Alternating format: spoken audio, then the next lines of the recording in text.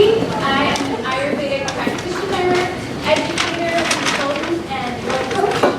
Today I hope to teach you a little bit about Ayurveda and how you can use it to support your hormones. So what is a hormone? A hormone is a substance that's secreted in one part of the body, travels to another part of the body, and incites a new level of activity there. Hormones are everywhere in our body. They control everything that we do, and they are affected by everything we do. The major causes of women's hormone disorders include diet, an imbalance of nourishment and stimulation, and stress plays a key role here, and stagnation. So first I'm going to talk about diet because according to Ayurveda, all disease begins with the gut. One of the ways that we can support our digestive health from an Ayurvedic perspective is through routine eating. So eating our meals at the same time every day.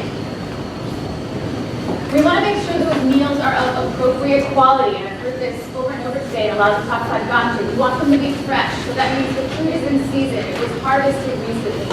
It was also freshly prepared. You're not eating a meal that you made 5 days ago as leftovers. We want the food to be cooked. Ayurveda is a big fan of cooked food. We also want it to be served warm. We want the food to be wholesome, so it's not processed. And we want it to be organic and hormone-free. And this is especially true when it comes to animal products because toxins get concentrated as we go up the food chain. We want to choose healthy fats, and I've heard this again and again, which I love it. We're all kind of backing each other up with this message. Fats play a key role in hormone health because a lot of our hormones are made from cholesterol. The way that our body gets cholesterol is by the fats that we eat.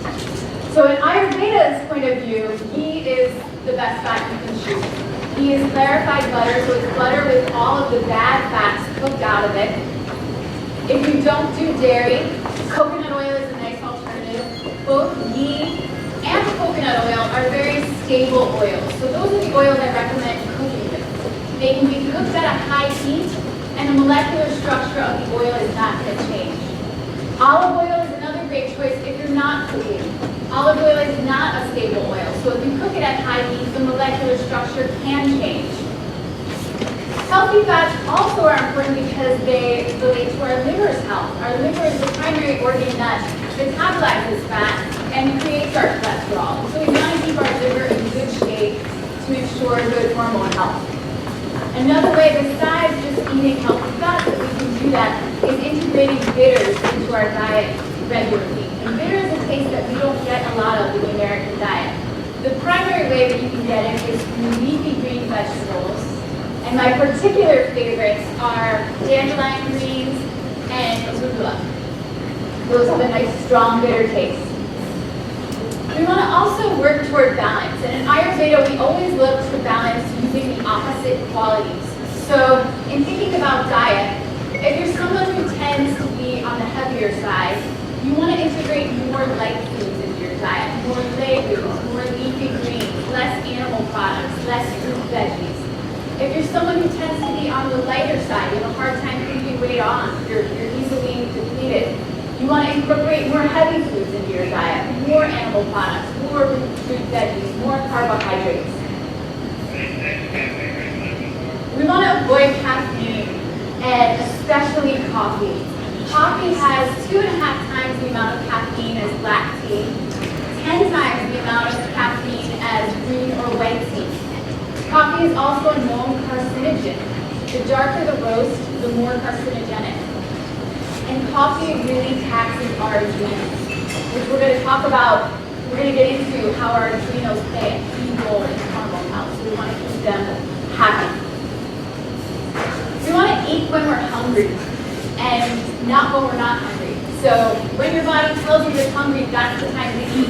And we talked about eating on a routine schedule, and it might take you a little bit of time to train yourself to get on that schedule.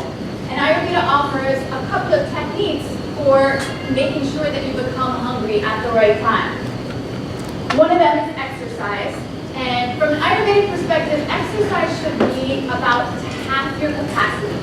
So when you just start to sweat on your forehead and armpits, that's about half your capacity. That's what you should be exercising at. Doing that several times a day, or even if you just do it once a day, that's going to help give you a good hearty appetite. The other Ayurvedic trick is a ginger lime pickle. So it's a slice of ginger, a little pinch of salt, and a sprinkle of lime juice. You take that 15 to 30 minutes before your mealtime, and you'll be nice and hungry come mealtime. It's also going to help you digest your food really well and ensure good elimination and detoxification in the body. And a lot of this is going to be under one page that you're going to get, so don't feel like you have to scribble it all down. Another thing I wanted to mention about eating is we want to eat in a calm environment. We want to stop what we're doing. We're not trying to multitask, take phone calls, drive the kids somewhere, but actually pause and take the time to really nourish yourself. We want to make sure that we're eating in the appropriate quantity. And the way that you can decide what the appropriate quantity is for you is by making a bowl with your two hands. That's about how much can fit in your stomach and still give your stomach enough room to digest your food well. The types of food you eat throughout the day will potentially vary. We're going to talk about eating a lighter breakfast and a lighter dinner and making lunch kind of your densest meal. So you might eat lighter food in the morning, but it's still going to be in about that same quantity. And you might eat heavier, denser food for lunch, but still sticking to about that quantity. You want to chew your food well. Chewing is so simple and accessible and free, and it works better than any digestive supplement or probiotic. So take advantage of your teeth and integrate that into your calm mealtime, chewing your food well. Avoid foods you don't digest well. Now, a lot of us know what the heavy hitters are. There's a few foods that probably, when you eat it, you know you're not going to feel good. But there's likely to be other foods in your diet that you eat on a regular basis that you don't realize because the symptoms aren't as severe. And one of the best ways to tap into what those foods are is keeping a food journal. So for 3 to 5 days, writing down what you ate, when you ate it, how you felt after you ate it, how you felt throughout the day, how your sleep was, and how your elimination was. And I promise you, doing that for 5 days, you're going to get a lot of insight that you don't normally pick up on just in your day-to-day routine. Eat simple when you're stressed, when you're sick, when you're recovering from illness, and also on the first 3 days of your menstrual cycle. Your body is doing a lot of cleansing and detoxing then. It's a good time to just eat simple foods. And what qualifies as simple foods are things like soups, one-pot meals, things with few ingredients in them. So like ginger carrot soup, potato leaf soup, not a 5-bean chili with beef and the kitchen sink of vegetables. Save that for a day when your digestion is really strong. We want to avoid plastics altogether in the kitchen. I don't use any in my kitchen, especially when you're working with hot food. Plastics leach estrogenic chemicals that are going to disrupt the hormone balance, so we want to steer clear of them. Now we come to this balance of nourishment versus stimulation. Stress is stimulating. We get plenty of stimulation in our life. Stress, exercise, challenging problems that maybe we're really excited to do, but stimulation there's no shortage of in the world. Stress hormones are stimulating. They're made in the adrenals, and they fight pathogens when we're not stressed. When we become stressed, they shift gears and pull energy from wherever they can and send it to our extremities to get us ready to fight or fly. Estrogen, on the other hand, is the most nourishing hormone that we have in our bodies. We see a 40 to 50% drop in estrogen around menopause. And our adrenals pick up the slack if we're not burned out. So if we're not living a long-term stressful lifestyle, drinking tons of coffee, our adrenals are going to really help us out during that transition. Progesterone also begins to decline around age 35, and then it too drops off around age 50. Our body is always going to prioritize making stress hormones over sex hormones. It always wants you to survive more than it wants you to reproduce. In fact, it will even turn progesterone into cortisol if needed. Cortisol is one of our stress hormones. And if this happens long enough, if we're living a chronically stressful life and our body is constantly in this state of stress with elevated cortisol, then we end up with endocrine disorders, hypothyroid, diabetes, adrenal fatigue. So Ayurveda offers a number of ways to bring nourishing practices into our day-to-day life. And one of them is through a daily routine. The major benefit, there's many benefits to a daily routine. I mentioned the routine eating. The major benefit is that a daily routine soothes a taxed nervous system. And the cornerstones of a daily routine include waking up at the same time every day, ideally around sunrise. From an Ayurvedic perspective, we're diurnal beings. We should be awake with the sun and sleeping when it's dark. We want to clean our teeth, our tongue, evacuate, drink some hot water. Hot water is a great, natural, gentle cleanser. I have a whole blog about hot water on my website if you want to check it out, explaining all the benefits from an Ayurvedic perspective. But it's one of the best potions we have easy access to, so don't underestimate it. And it'll also help if you're somebody that tends to be a little constipated and have stagnation in the bowels, it'll help get things moving in the morning. You want to do some kind of self-care practice in the morning. For 5 to 60 minutes. It doesn't have to be a big production, but stretching, yoga, qigong, meditating, breath work. Pick something and commit to doing it in the morning. Nourish yourself before you go out into the world. Put the oxygen mask on yourself before you try to help others, right? And if you don't do it in the morning, you can have the best intentions. Oh, I'm going to do it at night after the kids go to bed or after I finish dinner. If you don't do it in the morning, it's really easy to lose it. You want to make lunch your biggest meal. That's when our digestion is strongest. That's when we're the most active. And so that's when it makes sense to eat the heaviest food that's going to be the most challenging to digest and also give us the most energy. You want to eat a light and early dinner. This is going to make it a lot easier to get up early in the morning and feel refreshed. Eating something heavy at 8 p.m. and then going to bed is going to make you want to sleep late. So a light and early dinner. Also, we're winding down at the end of the day. Our digestion is a little bit slower as it's getting dark, so it's a good idea not to overwhelm it. Ideally, lights out by 10 p.m. The body starts doing a lot of detoxification around 10 p.m. And if we push past it, we'll totally get that second wind, and we can stay up till 1, 2 in the morning and get a lot done. But when we do that, what we lose out on is our body doing its own housekeeping, basically. And so we want to make slowing down a priority. It's another aspect of our daily routine, particularly on the ends of the day, the morning and the evening. Really try to unplug by 8 p.m., be off the screen, and starting to unwind. I realize it's not possible. In Ayurveda, we're never aiming for perfection. We're aiming to have this intention and do it as best we can. And if all of these suggestions sound overwhelming and like a big overhaul for your life, know that from an Ayurvedic perspective, slow and steady wins the race. So pick 1 or 2 things that we talked about, integrate them into your life for the next few weeks. And then when you feel like, okay, I've got a grasp on this, I'm doing it, it's good, then add some more things in. Don't try to do a complete overhaul all at once, because you just end up, what I see with clients is that they just end up giving up. We want to also honor, in terms of routine, our menstrual cycle. And for those first 3 days of our menstrual cycle, our body, like I said, is doing a lot of detoxification. It's working hard, it's depleted, and so we want to do our best to rest. And scheduling a lighter day. Don't take on extra commitments. Don't, push past your bedtime and offer to do a bunch of favors for people. Consider those days some sacred time to recharge, and as best you can, take it easy. Ideally, eat simply, like I mentioned, and Ayurveda even considers it ideal that you don't cook, that somebody cooks for you. So let those be days. It might not be somebody in your home. Maybe you can get your partner to take care of that. But let those days be days where maybe you stop somewhere at a healthy restaurant or Whole Foods or pick up a soup and treat yourself.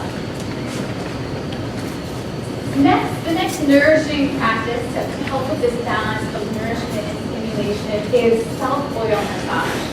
And this is touted as one of the most important things you can do throughout the course of your life in Ayurveda. And it's basically massaging yourself from head to toe. Really doing long, vigorous strokes on the long bones, circular strokes on the joints. You want to really massage the breasts circular motion. This helps to break up stagnation. Remember, that's also one of the causes of women's hormonal disorders. Good breast cancer prevention. We also want to massage the GI tract up on the right, across and down on the left in the direction that food is going. Also going to help break up stagnation there. Massage behind the pubic bone in the womb area. Going to help break up stagnation there. And there are many benefits to self-oil massage, which is why it's so celebrated in Ayurveda. The skin is considered to be a gateway to the nervous system. And this practice, it promotes longevity, it protects us from fatigue and aging, it nourishes all the tissues in the body, it promotes sound sleep, good skin, bestows strength and immunity. Think about a well-oiled machine, right? We're doing this to our body, ideally on a daily basis. And it's going to prevent us from getting sick, it creates a protective barrier, it's also going to strengthen our bones, and it helps to prevent stagnation. And so ideally you do it, you rub yourself down head to toe before you shower, then you get into the hot shower, the warm water opens your pores, lets the oil sink in deeper. I don't recommend soaping all the oil off from everywhere on your body. Wash the places that need to be washed with soap and let the oil stay on your skin. Then when you get out of the shower, towel off, your towel will get a little dirty a little oily over time, so don't use your fanciest, best towel. But it's well worth the benefits that you're going to get from the practice. And so this brings us to stagnation, the last sort of cause of women disorders. 100% of the time, pain equals stagnation. So if you're someone who has painful periods, painful cycles, there's stagnation there that could benefit from movement. And there are several ways to do that. We can think about stagnation starting in the mind when there's tension, stress, worry, our mind gets stressed out, and then that translates often into our breath. Right away, the breath and the mind are very closely connected, and you can probably identify that in extreme situations. You know when you're really scared that you start breathing really fast. And then that translates into the body, right? We have this tension in the mind, we constrict our breath, and then we end up with stagnation in the body. And so one of the practices to alleviate that stagnation and tension, because the breath is considered to be the king of the mind, is alternate nostril breathing. Super simple. I put instructions on your one-pager for how to do it. You can Google it or YouTube it. It's easy to find how to do it if you've never done it before. But doing this for 5 to 15 minutes a day, this can be part of your morning self-care practice. And especially if you're dealing with extreme menopausal symptoms or really intense hormonal issues, I recommend doing it for 15 minutes a day. And again, remember, slow and steady wins the race. So it might be something that you build up to. Maybe start with 1 or 2 minutes, do that for a few days, add a minute each day until you get to 15. Another way to break up stagnation is a castor oil pack. And so you can get castor oil and organic wool flannel at most health food stores. They're usually sold right next to each other. You cut the piece of wool flannel to fit over the area where you're going to do the castor oil pack. So in this case, it would likely be if you're someone who suffers from painful periods, do it over the womb area. I also use it, I have a lot of scar tissue in my hip, and I use castor oil packs on my hip regularly. It really helps to break the scar tissue and the tension that's there. So you moisten the wool flannel with castor oil. You can warm the castor oil a little bit, or you can just use it at room temperature. If you do warm it, be careful it's not too hot when you put it on your skin. You lay the flannel on your skin, then you lay a plastic bag on top of it, then a towel, and then the hot water bottle. And you lay there with it for about 90 minutes. You can do this if you're someone who has really terrible periods. You might want to, it would be a good idea probably to do it every day leading up to your cycle. Once you start bleeding, you don't want to do it because it's going to cause a lot of blood to flow. Doing it, and if that's not realistic for you every day, then 1 day a week, 3 days a week. The first couple of cycles you have after beginning to do the castor oil pack might be a little more intense, a little more painful, and a little bit more heavier. But usually by the third cycle, you can start to notice relief.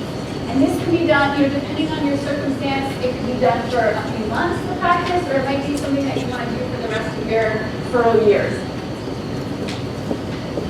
And then lastly, I want to talk about a few herbs that Ayurveda celebrates for supporting women's health. Shatavari is the first one, which is great for dealing with menopausal symptoms. It's cooling, it's demulcent, it's also a uterine tonic, so if you are someone with painful periods, it can also help to alleviate that. It's contraindicated with history or risk of growth of any kind, so cysts, tumors, anything like that. You don't want to use shatavari if you're at risk for it. But otherwise, it's a great herb. It's also an adaptogen, so it helps our body deal with stress. And adaptogens are incredible herbs that they kind of go into individual bodies and they have an intelligence and they sense what your body needs and create the right reaction. So in one person's body, they might raise their blood pressure a little bit, while in another person's body, it might lower their blood pressure a little bit.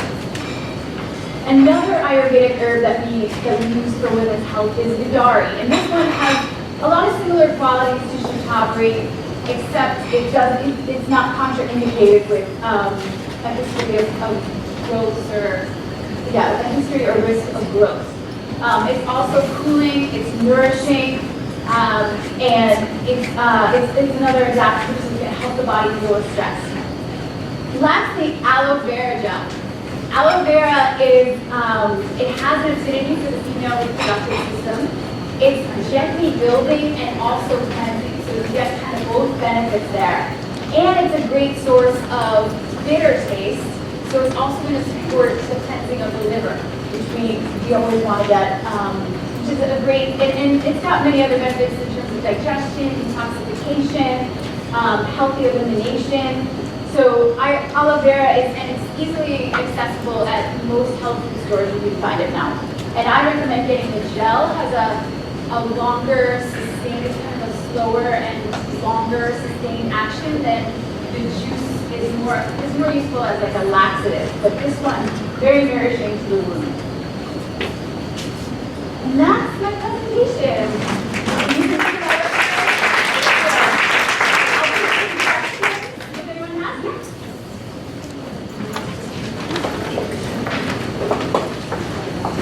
Yeah, if you have fibroids, it's not a good first to take, right? Yeah. The majority would be about it. If you don't have fibroids, they actually use the latter. They have weight and as well.